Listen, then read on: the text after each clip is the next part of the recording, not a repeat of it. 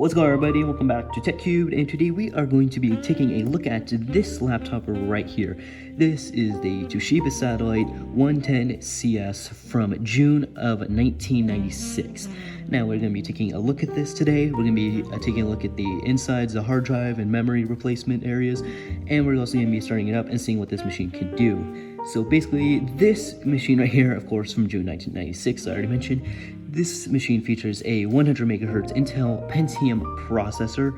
The screen is an 11.3-inch DSTN passive matrix display that runs a resolution of 800 by 600. So it's not the best screen since it's passive matrix. However, I think the screen works out pretty well. If we open it up here, we can see that the machine is actually in pretty good condition. Mine I actually paid for about $80. Now that was such a great deal, to be honest, because I've seen ones that are in way worse condition and they cost way more, and some of them don't even work. Now this one was untested, however I did test it before recording and this works just fine, and I'll get to the charger that it requires and everything else in a bit, because this did not include charger, it was just a computer. But I did end up making an offer because this was originally $100 on eBay, but I ended up making an offer for about $80 and I got it for about $80. So that is a pretty good deal in my opinion, especially for what we're getting here. So of course this is of course a satellite computer, and we're going to be taking a look at around the size of it, because this computer doesn't have the most capabilities for a computer even around that time. However, I think this computer can still do a lot. So taking a look around the sides here, you can see that we have the ability to use 3.5 high density floppy disks with this machine. We also have a contrast toggle right here, so for the passive matrix display, since this is passive matrix, and we'll get to why that's a downside later. However, it is passive matrix, so that's something to keep in mind. It is not ATFT panel. Now taking a look around the back, we can see that we have a VGA port right there for external monitors. We have a parallel port for external drives or printers. We have a docking station right here. We also have the power port right there. Now, what's interesting about this computer is this has a built-in power supply, so we don't need to mess with any bricks. In fact, this is just a simple 2-prong connector, so we can grab about any cable. In fact, I'm willing to bet that all of you watching this at home have something like this, since this is standard 2-prong cable that goes into a lot of things from TVs to even printers. We have a serial port right there, and then we have a PS2 port for mice and keyboards. Now taking a look around this side right here, we have a lock, a reset button right there, we have a cooling vent, and we have a pair of PCMIA slots. Now what's interesting is in mine right here, if I will eject this all the way, it is a little finicky, so be wary of that. We can see that I have a modem card in this. I haven't used a modem card personally, since this just isn't really compatible with the internet of today, and it is a little finicky to get back in there, so you have to bear with me a little bit here. However, this computer does have the ability to do that. You could also put compact flash cards in this as well. So yeah, so we did manage to get it back in there. So now, yeah, so you can put compact flash cards or other things in here as well. So that's pretty cool. So you can add extra things to this. And we also have a power button right there, which is on the side of this. And taking a look at the front, we have a PC speaker. This thing does not have a sound card, unfortunately. And of course, we have the display latch. Now we're going to be taking a look at the underside of this machine and taking a look around here. You may be able to see we have the spot for the battery and the spot for the memory right there. So basically, if we come around here and there's this little latch that we can press down, we can actually take off this little cover right here, and we can actually access the battery. Now this battery, in my experience, has lasted about 10 minutes when it's not connected. This is a very old battery, and these batteries do not tend to hold up for that long. However, I think the fact that this lasts about 10 minutes is still a pretty good achievement. And we could take this out right here. So this will just pop out with this little latch right here. We have a little spring system right there to keep the battery up. And if we take a look right here, we can also access the hard drive right here as well. This is an 810 megabyte hard disk drive, so we're not rocking with a lot, but definitely more than enough for what we're going to be using this for. And originally this computer was able to run Windows 95 or Windows 3.1. However, I upgraded mine with Windows 98. Now, as far as I've heard, this machine can be upgraded with as far far as Windows 2000. However, I cannot tell you that personally because I have not upgraded mine to Windows 2000. However, if any of you do have experience with that in the comments below, please tell me, because I would be curious to know how far this thing could go. Also, if we take a look right here, we have the memory slot. This thing originally comes with about 8 megabytes of memory. However, I upgraded mine with 40 megabytes. So we have a good amount of memory on here, way more than this thing came with than the factory.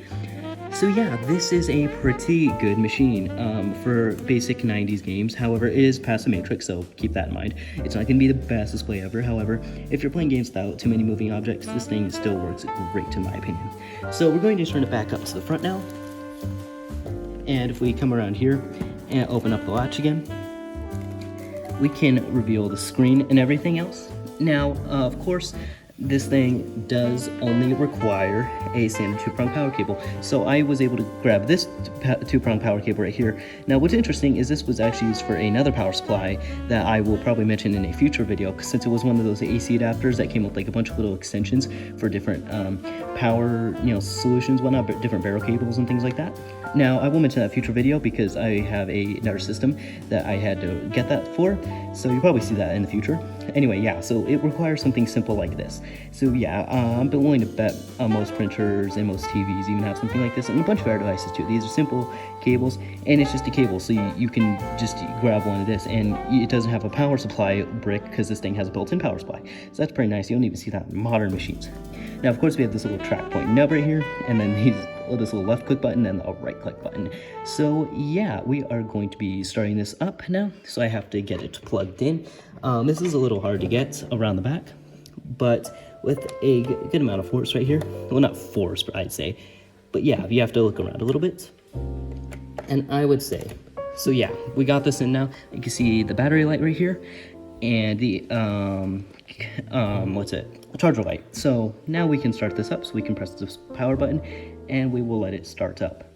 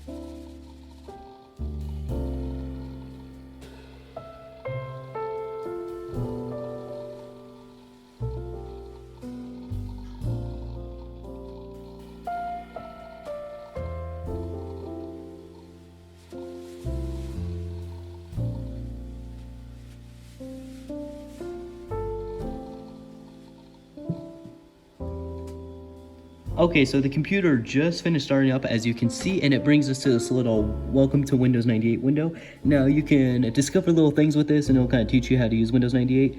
So if you do get one of these machines, feel free to read through that because it may provide a bunch of useful information.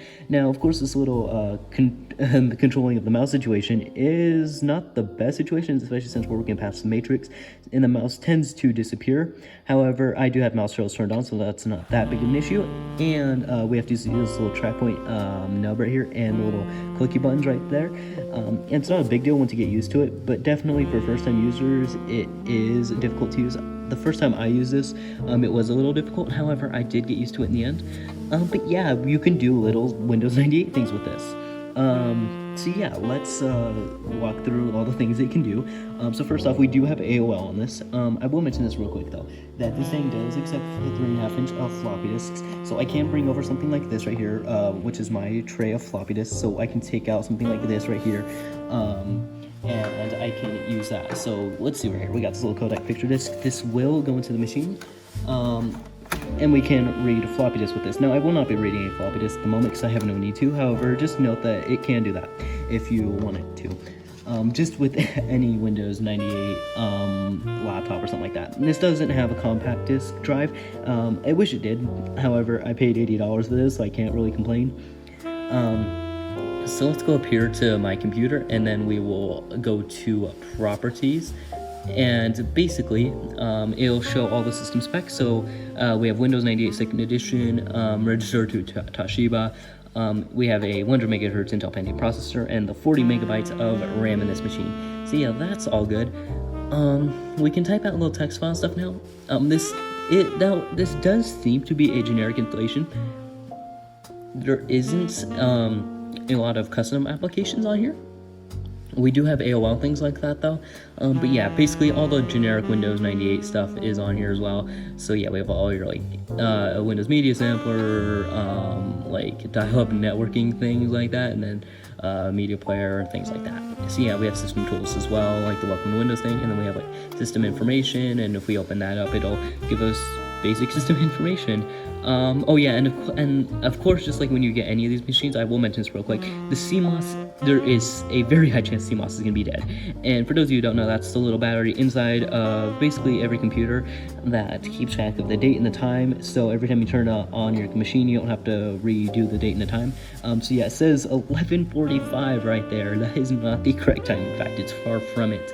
But yeah, so of course, when you move a window, it's so laggy. But yeah, we can see basic little information right here. So we can come in here and say, oh, you know, system resources and things like that, components and whatnot. But yeah, so this is just a little system information viewer. We could also go and type out basic text documents as well. So if I can go in here, so if we can go in here and pull up like a text editor or something like that, like Notepad, for example, then we could do that, and then we could just type out like a basic little thing. Yeah, and the keyboard, in my opinion, a lot of people I've heard say the keyboard isn't great and it's just kind of meshy and not that good. I actually like the keyboard. So we go in here and yeah, so it types everything out and it types just fine. And the hard drive, I will mention, the hard drive is very loud in this machine. And yeah, that's no way around it. Like, it's pretty loud. You can replace this with compact flash card, like an ID to compact flash sort of situation. Now, that is definitely the way to go. You can also replace a hard drive, even though those are really hard to find. However, the hard drive for me seems to be working fine. So until it actually fails and I can't start Windows anymore, and then I might replace it with a compact IDE situation. But yeah, so I don't need to at the moment though, even though it is really loud. But that's just kind of one of the things about having an old hard drive. Especially something like 810 megabytes in here. But yeah, so we can do basic little internet things in here. I also got like a files folder and then like a documents thing, Internet Explorer. AOL does start up just fine in my experience, so we can start that up and it'll bring up America Online. It'll say version 4.0 in our case. But yeah, so it does have like a bunch of the little 90s, early 2000s things in here that are pretty cool.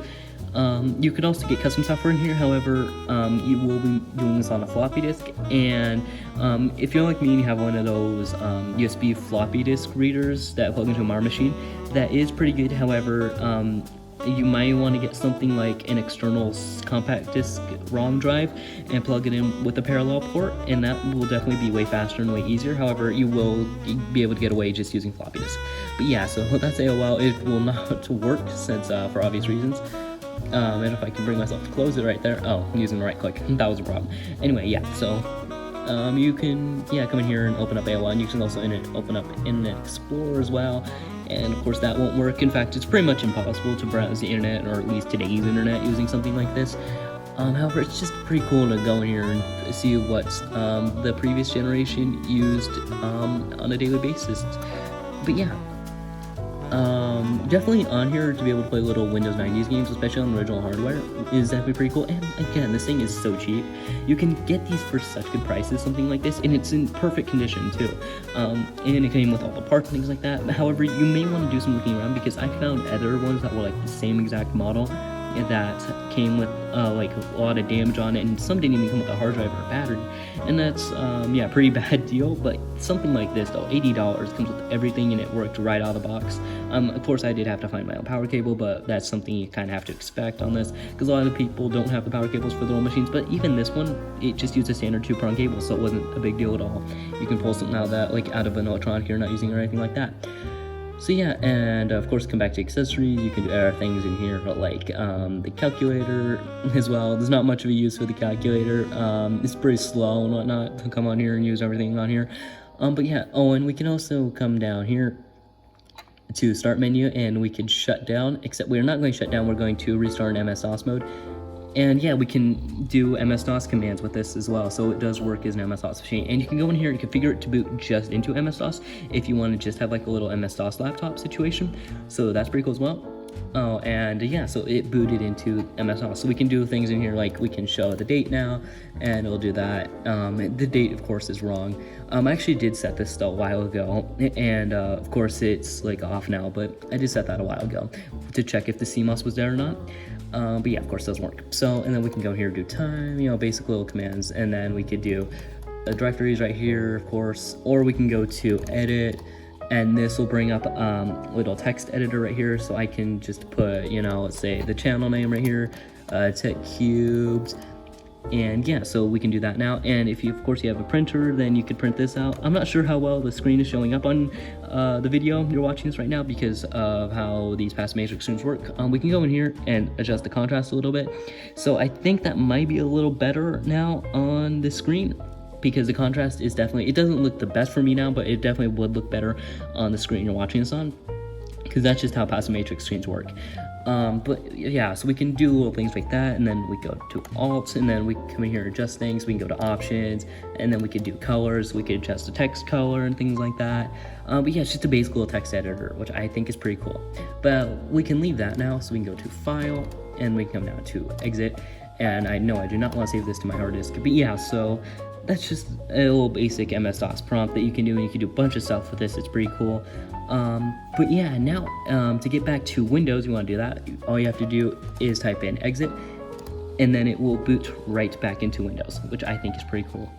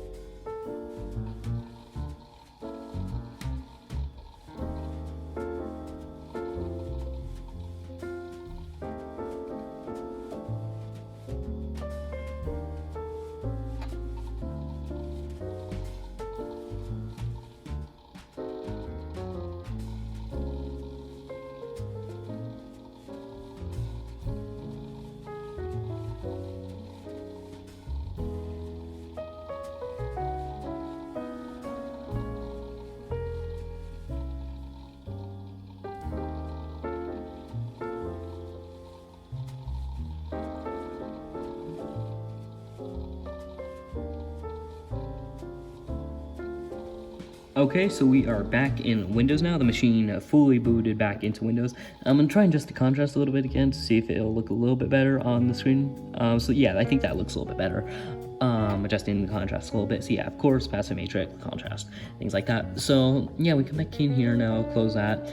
And yeah, so I will take one last look at the control panel as well, because that is pretty cool that we can do from here. Well, not pretty cool necessarily, but you know, it's a primitive little control panel application, and it'll let you do, you know, little adjustments and things like that. So we can go to minimize that real quick. I'm gonna try and fix it a little bit so it's easier to watch on the screen.